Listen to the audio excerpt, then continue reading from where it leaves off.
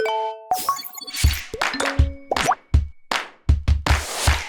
everybody. Welcome to another episode of Shake Sales. Today, I'm excited to talk about the three most important traits or things to master in sales. I've got Alex Kremer. Alex, welcome. What's up? It's good to be here. Appreciate it. For those people who don't know you, would you mind just sharing a brief kind of intro or background? Yeah, I've been in tech sales or sales leadership for about 15 years or so. I was at DocuSign when DocuSign was still a startup. Joined Microsoft, was there for 5 years, joined Outreach when it was still a startup, grew out that company quite a bit, opened up our New York office. Most recently was the head of sales at a company called Catalyst, leading our SDR and AE team. And now I'm run my own company, founder and CEO of a company called Illuvians. We essentially help sales professionals and sales leaders master the craft of sales and influence and leadership by transforming that inner game, so to speak. Love it. And you've also got an awesome podcast, the Rising Leader podcast. So check that out if you're watching. But let's jump into, I think the area that's, we talked about. What are the three most important things? And I'll just let you riff and, I'll jump in with questions. Yeah. I've hired, coached, trained, developed, whatever you want to call it, over 1,000 people at this point, right? Sales reps, leaders, or founders. And the people who I see who are both performing at an extremely high level, meaning they are achieving, they're getting promoted, their W-2 is looking sexy as hell, who are doing that. And they're also feeling a level of fulfillment. They're feeling a level of purpose. They have three things that are in common, and I'll actually dive a little bit deeper into one of them in particular. The first thing that they have is they have an incredible community, right? That's a key thing here. It's a group of people who are working towards something bigger and stronger together. And a community is great, sure, when you're struggling. But what I actually think is more important in a community is they push you. They call you forward. They hold you accountable to a higher standard. And the second thing that these, high achievers who have fulfillment also have is they have a vision in terms of what they're actually stepping into. And one of the things I always like to say is the purpose of a vision is not necessarily that you achieve it, but it's more important in terms of who it causes you to be today, right? So that vision is really important. But the third one, and the part where I'll dive into a little bit more, is there's a commitment to the craft. They're getting better as a sales professional. And I really think, whether you're an SDR, whether you're an AE, whether you're, an account manager, whatever it might be, there's three parts to master when it comes to improving at the craft of sales. The first one of which is, how do you frame conversations? And we call this the pre-frame within our community. And essentially, there's three main parts of setting a pre-frame. And this could be in the intro call, this could be in the demo, this could be the heavy negotiation with the CFO. And the first one is establishing a level of credibility. Hey, my name is Alex. I've been in tech sales for 15 years, or I work with customers just like you with XYZ problem, right? I'm establishing a level of authority within myself. I'm also going to lay out essentially within that pre-frame after I give the credibility in terms of what we're going to be going through in the conversation. It's almost like an agenda on steroids.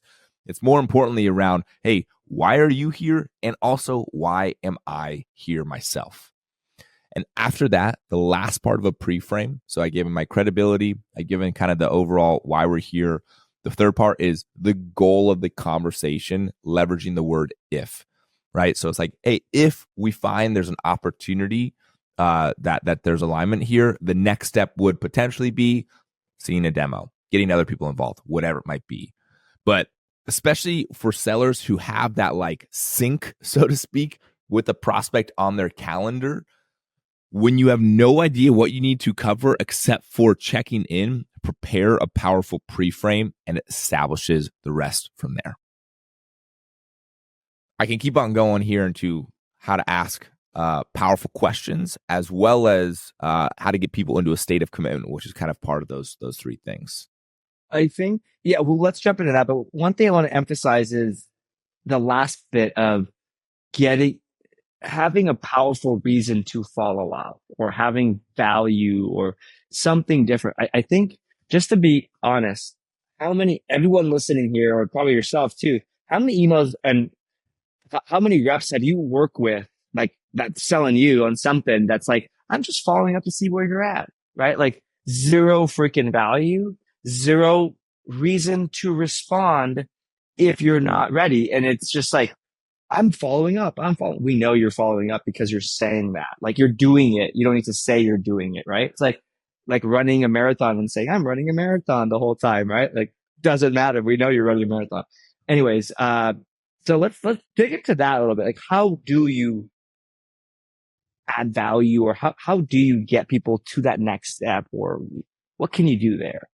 Yeah, what I view is it's kind of that third point team is like, how do you get people into a state of commitment? And that state Okay. of commitment is not necessarily like getting them to just buy your product. It could just be continuing the conversation with you. It could just be introducing you to an important person within the buying cycle, whatever it might be. The way that you actually do that is you have to build the gap. It's like the most classic and common things that you hear in sales, build the gap. And I almost call it the heaven and the hell, right? Are you painting a clear enough picture in terms of, hey, here's where you want to go, right? Or here's where other organizations are going that are picking up with this trend or this movement within the space. And you really want to make them actually feel what that heaven would be like, right? Hey, let's say you had 3x more pipeline or 3x more meetings. What would the impact of that be on your sales team? What would the impact of that be actually on you, right? How would that actually impact how much money you bring home, right? Actually get them almost like, man, I really want that now. That would feel amazing, right? But once you've actually painted a clear picture in terms of the heaven, you have to go to the hell, right? What's preventing you from actually getting there? What's been holding you back? But I don't want to just like ask that question, right? I want to almost like stab them and I want to twist the knife a little bit. How is that manifesting in your organization, right? What happens if 1 year goes by and you're still in exactly the same place today, right? So actually you're saying, hey, here's where you want to go. Here's where you are today. And you see this area in between those two. That's the roadmap that we actually want to take you on to support you in stepping into whatever it is that you're going to do. And our product or our service is going to be that journey that's going to take you along that map there. Love it. Yeah. And I think, one, I want to dig in, just want to add one piece here is that problem or that hell state.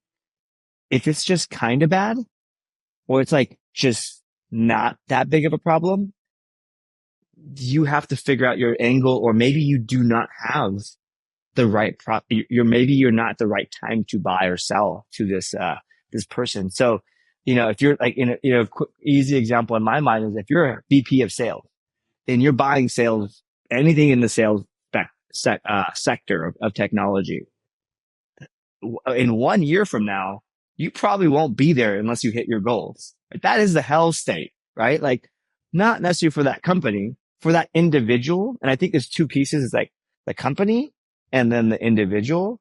And in my mind, like the hell state is a personal or an emotional thing for the person, not the company, but you start with the company and kind of dig your way down. But if they're not complying, in my mind, you do not have the next step. Like they're not buying.